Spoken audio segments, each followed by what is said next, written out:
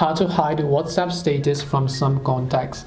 Hey everyone, welcome back to the channel. In this video we will learn how we can hide WhatsApp status from some contacts only, so make sure to watch the video till the end. Now you have WhatsApp, you want to upload a status by just going to updates tab over here. You tap on it, but the problem is that everyone who's on a contact list would be able to view your status. Now you want to only hide it from a few specific contacts that you might have. In order to make that possible, tap the profile icon from the top right, and then here you'll find the option called privacy. Go to privacy. Here you'll find option called status. As you can see, tap on it. By default it's selected to my contacts, which means everyone in your contact list will be able to view it. To hide it from specific contacts, select my contacts except, and then choose the people that you would like to hide your status from. After you select that, tap the arrow icon from the bottom. Next time, whenever you upload a status, these contacts that you selected over here will not be able to view your status.